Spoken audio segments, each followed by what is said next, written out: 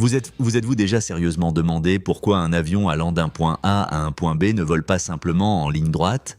Si vous regardez le plan de vol sur le petit écran de votre siège, on dirait que l'avion dévie de sa trajectoire sans raison apparente. Mais pourquoi faire ça, alors que voler tout droit semble plus court et plus logique? Aujourd'hui, je vais vous révéler la véritable raison derrière ce mystère. Et je vous préviens tout de suite, ce n'est ni une erreur, ni un caprice du pilote. C'est de la pure science et une efficacité calculée. Mais avant de vous dévoiler tous les secrets, si vous êtes passionné par la façon dont les choses fonctionnent vraiment, mettez un like à cette vidéo et abonnez-vous à la chaîne pour plus de contenu comme celui-ci. Allez, c'est parti, préparez-vous à être scotché.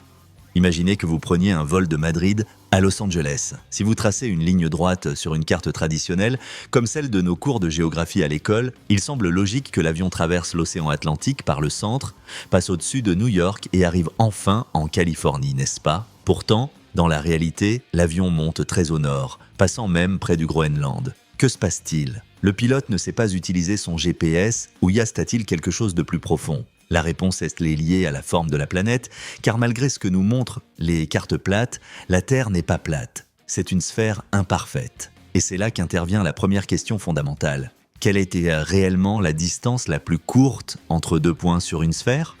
La réponse s'appelle la route du Grand Cercle, ou route orthodromique. Les routes du Grand Cercle sont des trajectoires qui suivent la courbure naturelle de la Terre. Même si, sur une carte plate, elles ressemblent à d'étranges courbes vers le nord ou le sud, ce sont en réalité les distances les plus courtes entre deux points, à la surface du globe. Avez-vous déjà tendu une ficelle sur un globe terrestre pour relier deux villes éloignées? Si vous le faites, vous verrez que la ficelle ne passe pas du tout là où vous l'auriez imaginé. Pourquoi cela? Parce que toutes les cartes que nous utilisons au quotidien sont des représentations à plat d'un objet en 3 dimensions. La projection de Mercator, la plus courante dans les écoles et les bureaux, déforme énormément les distances, surtout près des pôles. C'est pourquoi, lorsque vous voyez une trajectoire d'avion qui semble être une courbe étrange vers le nord, c'est en fait la route la plus efficace possible. Fait insolite numéro 1. Sur une carte de Mercator, le Groenland semble avoir la taille de l'Afrique. Mais en réalité, l'Afrique est 14 fois plus grande. C'est précisément à cause de cette distorsion massive que les plans de vol paraissent si bizarres sur les cartes traditionnelles. Votre cerveau perçoit des distances qui ne sont pas réelles. Et le plus surprenant, c'est que ces routes, en suivant le grand cercle, peuvent raccourcir les vols de plusieurs centaines de kilomètres. Oui, des centaines de kilomètres de différence. Alors, est-ce qu'on choisit toujours le chemin le plus court en suivant le grand cercle? Pas exactement, et c'est là que ça devient intéressant. Bien que la route du Grand Cercle soit mathématiquement la plus courte, il n'est pas toujours possible de la suivre à la lettre. Pourquoi? Eh bien, c'est là que les choses se corsent. Au-delà de la simple distance, les avions doivent prendre en compte de nombreux autres facteurs critiques. La météo changeante, les vents en altitude, les zones militaires restreintes, les volcans actifs, le trafic aérien dense et même la rotation de la Terre. Oui, la rotation de la Terre a aussi une influence, et pas des moindres. D'ailleurs, voici une autre question que beaucoup se posent. Est-ce que la rotation de la planète affecte les trajectoires? En réalité, pas de la manière directe que la plupart des gens imaginent, mais le mouvement de l'atmosphère, lui, peut radicalement altérer les performances d'un vol. L'un des éléments les plus importants lors de la planification d'un itinéraire est le courant jet, ou jet stream. C'est un courant d'air très rapide qui circule à haute altitude d'ouest en est autour de la planète. Il peut facilement dépasser les 400 km/h. Et vous savez ce que les pilotes en font? Quand un avion vole d'Europe vers l'Amérique, par exemple, il essaye de l'éviter, car c'est un vent de face qui le ralentit. Mais sur le vol retour, les pilotes tentent de surfer sur ce courant pour économiser un temps et un carburant précieux. Vous imaginez économiser des centaines de litres de carburant juste en profitant du vent, comme un voilier des airs? Et quand on multiplie ces économies par les milliers de vols quotidiens dans le monde, et combien d'argent pensez-vous que les compagnies aériennes économisent chaque année? Fait insolite numéro 2, un Boeing 777 consomme environ 12 litres de carburant par kilomètre. Si vous profitez du courant jet et raccourcissez votre vol de seulement 100 km, vous économisez 1200 litres de carburant. Multipliez cela par 100 vols transatlantiques quotidiens et on parle de millions de dollars par an. Une autre raison essentielle pour laquelle on ne peut pas voler en ligne droite est l'espace aérien restreint. Il existe des régions du monde où le survol des avions commerciaux est interdit pour des raisons militaires, politiques ou de sécurité nationale. Saviez-vous que les vols commerciaux ne peuvent pas survoler la Corée du Nord ou que certaines zones de l'Arctique sont complètement fermées au trafic aérien? Donc, et si votre vol semble faire une courbe étrange et apparemment inutile, il est peut-être simplement en train de contourner une zone interdite. De plus, les vols doivent rester coordonnés avec les centres de contrôle du trafic aérien. Dans des ciels congestionnés comme ceux de l'Europe ou des États-Unis, les avions doivent suivre des couloirs spécifiques pour éviter les collisions. Saviez-vous qu'il existe des autoroutes invisibles dans le ciel? Oui, le ciel a son propre code de la route, très strict. Et même si nous ne les voyons pas depuis le sol, elles sont actives 24 heures sur 24, 7 jours sur 7, toute l'année sans exception. Fait insolite numéro 3. L'espace aérien au-dessus de l'Atlantique Nord est le plus fréquenté de la planète. Plus de 1300 vols le traversent chaque jour entre l'Europe et l'Amérique du Nord. Et pour les organiser, il existe 5 pistes invisibles appelées les Nat Tracks, qui changent de position chaque jour en fonction des vents. Il n'y a pas que la route horizontale qui compte, l'altitude verticale est aussi cruciale. Un vol aller se fera souvent à une altitude différente du vol retour. C'est une mesure de sécurité pour éviter les collisions et pour profiter des conditions atmosphériques optimales. Et oui, tout cela est également planifié méticuleusement avant le décollage. Et que se passe-t-il s'il y a un violent orage sur la trajectoire? Est-ce qu'on change de route en plein vol? Exactement. Les pilotes et les systèmes de navigation peuvent modifier la trajectoire pendant le vol si les conditions météo l'exigent. Parfois, vous verrez un avion faire un petit détour pour éviter des turbulences ou des orages dangereux. Même la foudre, qui n'est pas si rare sur les longs courriers, peut obliger à changer temporairement de cap pour garantir la sécurité des passagers et de l'équipage. La meilleure route n'est pas toujours la plus courte en distance. C'est celle qui combine sécurité, efficacité, conditions météo et autorisations internationales. Chaque itinéraire est un casse-tête complexe que les contrôleurs et les pilotes assemblent pour que vous arriviez à bon port et à l'heure. Vous imaginez si tous les avions volaient en ligne droite sans aucune coordination, ce serait le chaos total dans le ciel. Grâce aux systèmes de navigation modernes comme le GPS, l'ADSB et les radars météo de dernière génération, il est possible de planifier des itinéraires en temps réel qui optimisent chaque vol seconde après seconde. Fait insolite numéro 4.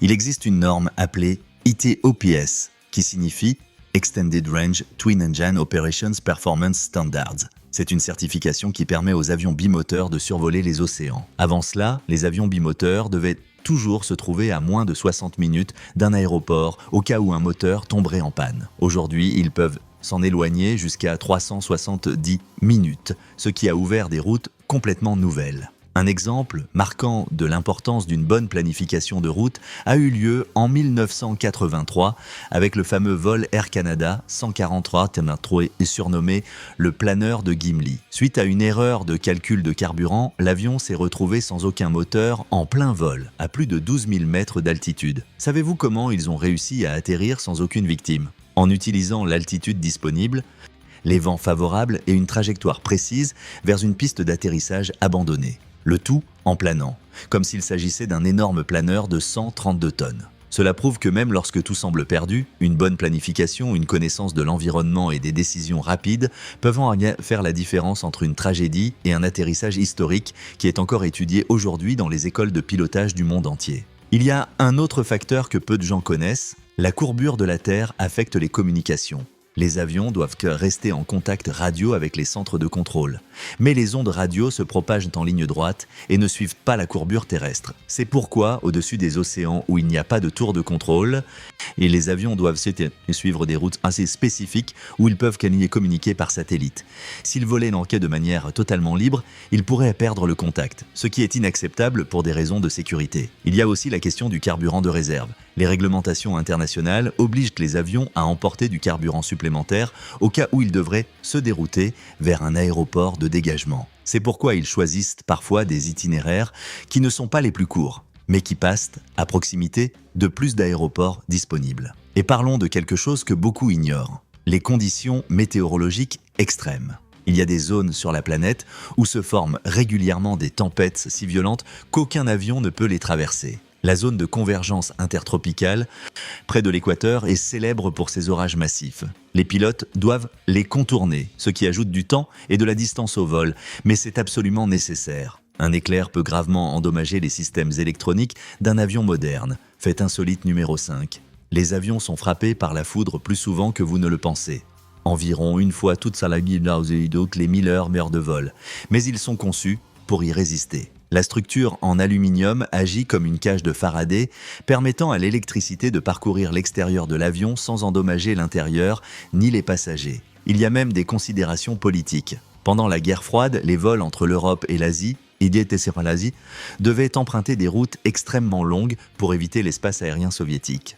Lorsque l'Union soviétique s'est ouverte au trafic commercial, les temps de vol ont été considérablement réduits. Aujourd'hui encore, des tensions existent. Les vols qui passeraient normalement au-dessus de l'Ukraine et de la Russie ont dû trouver des itinéraires alternatifs en raison des conflits récents. Cela ajoute plusieurs heures à certains vols. Et n'oublions pas l'aspect purement économique. Le carburant est la plus grande dépense d'exploitation d'une compagnie aérienne. Toute amélioration de l'efficacité d'une route se traduit directement par des bénéfices. C'est pourquoi les compagnies investissent des millions dans des logiciels d'optimisation d'itinéraires. Ces programmes prennent en compte des centaines de variables en temps réel. Le vent, la température, le poids de l'avion, le prix du carburant dans différents aéroports, les coûts d'un réseau de survol de chaque pays et bien plus encore. Tout ça pour trouver la route optimale. Il existe aussi ce qu'on appelle les routes flexibles ou free routing. Dans certaines régions du monde, notamment au-dessus des océans, les avions peuvent choisir leur propre itinéraire au lieu de suivre des couloirs fixes. Cela permet de mieux profiter des vents et d'économiser beaucoup de carburant. Et voici un fait fascinant. La Terre tourne plus vite à l'équateur qu'au pôle. Cela crée des vents qui soufflent généralement d'ouest en est. C'est pourquoi voler vers l'est est souvent plus rapide que de voler vers l'ouest. Vous avez peut-être déjà remarqué que votre vol retour est parfois plus court. L'aviation moderne est un équilibre parfait entre physique, météorologie, politique, économie et technologie de pointe. Chaque vol est unique. 2 avions qui décollent le même jour pour la même destination emprunteront probablement des routes légèrement différentes, car les conditions changent d'heure en heure. Laissez-moi vous donner un exemple concret qui illustre tout cela. Prenons le vol New York-Hong Kong. La distance en ligne droite sur une carte plate est d'environ 12 800 km, mais si vous suivez la route du Grand Cercle, vous passez au-dessus de l'Arctique canadien et de la Sibérie. Cette route semble plus longue sur la carte, mais en réalité, elle permet d'économiser près de 1000 km de distance réelle. Cela se traduit par 1 heure de vol en moins et 12 000 litres de carburant en moins pour un seul vol. Imaginez maintenant ces économies multipliées par tous les vols quotidiens, toute l'année. Mais quelque chose vient tout compliquer. En hiver, les températures au-dessus de l'Arctique peuvent chuter en dessous de moins 60 degrés Celsius. À ces températures extrêmes, certains systèmes de l'avion peuvent avoir des problèmes. Le carburant devient plus visqueux, les joints en caoutchouc durcissent. C'est pourquoi, en hiver, certains vols préfèrent des routes légèrement plus au sud où les températures, bien que froides, sont plus supportables. C'est un équilibre constant entre efficacité et sécurité opérationnelle. Et puis, il y a le sujet fascinant des aéroports de dégagement. Quand on planifie un long vol au-dessus de l'océan, la réglementation oblige à identifier des aéroports où l'on pourrait atterrir en cas d'urgence. Cela est lié au concept de point de non-retour. C'est le point sur la trajectoire où il est aussi long de continuer vers la destination que de revenir au point de départ. Une fois ce point passé, si un problème survient, il est plus efficace de poursuivre le vol. Cela influence la planification des routes d'une manière que les passagers ne soupçonnent jamais. Parlons maintenant de ce qui a complètement révolutionné l'aviation. La navigation par satellite. Avant le GPS, les avions se guidaient à l'aide de radiobalises au sol appelées VOR. Cela signifiait qu'ils devaient voler de balise en balise, créant des trajectoires en zigzag, même s'ils voulaient aller tout droit. Avec le GPS moderne, les avions peuvent emprunter des routes beaucoup plus directes car ils ne dépendent plus de stations au sol. Mais curieusement, même avec le GPS, ils ne volent pas toujours la route la plus courte possible, pour toutes les raisons que nous avons vues. Et parlons du facteur humain qui est crucial. Les pilotes ne sont pas des robots qui suivent aveuglément un GPS. Ils ont l'autorité et la responsabilité de modifier la route s'ils estiment que c'est plus sûr. S'ils voient une formation nuageuse suspecte devant eux, ils peuvent demander au contrôle aérien l'autorisation de dévier. Cette flexibilité a sauvé d'innombrables vies tout au long de l'histoire de l'aviation. Un pilote expérimenté peut lire le ciel d'une manière qu'aucun ordinateur ne peut encore égaler. Il y a aussi le phénomène des cendres volcaniques. Quand un volcan entre en éruption, il projette de fines cendres qui peuvent gravement endommager les moteurs d'un avion. La cendre est comme du sable très fin qui fond partiellement à l'intérieur du moteur chaud, puis se solidifie. Cela peut éteindre tous les moteurs en même temps. C'est pourquoi, en cas d'activité volcanique, les vols doivent faire des détours massifs. L'éruption du volcan islandais Eyjafjallajökull en 2010 a paralysé l'espace aérien européen pendant des jours, affectant des millions de passagers. Depuis, les systèmes de surveillance des cendres volcaniques sont bien plus sophistiqués. Les satellites peuvent détecter les nuages de cendres en temps réel et les avions les évitent en empruntant des routes alternatives. Cela ajoute des heures et des coûts, mais c'est absolument indispensable. Et n'oublions pas les aurores boréales et australes.